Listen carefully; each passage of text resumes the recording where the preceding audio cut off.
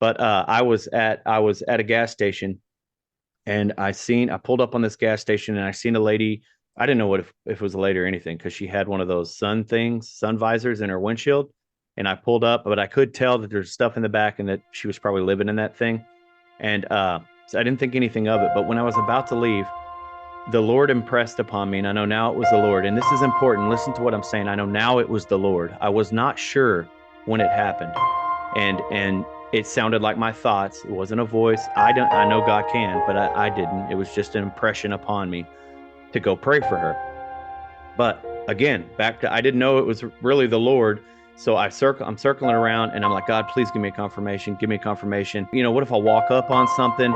And I just kept making, and now I know it's the enemy, just making excuses not to do what God said. And I was like, give me confirmation, give me confirmation.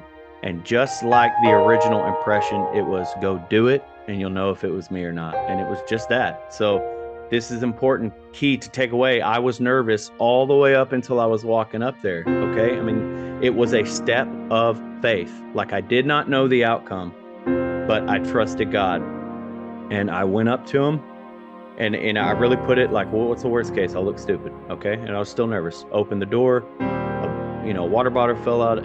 She looked like, what are you doing? It was an awkward situation. And then I just told her, I think the Lord wants me to pray for you.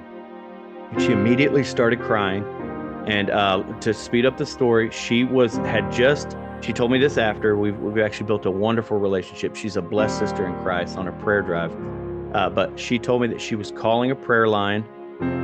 They said they were going to call her back. And right when she hung up, I opened the door and told her the Lord wanted me to pray for her. So she immediately started crying. As right before we prayed, the prayer line was calling back.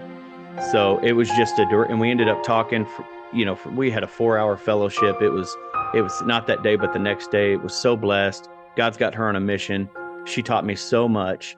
And she taught me about faith, really, not my faith. The confirmation was wonderful, but that her faith and like the mission she's on is solely dependent on God.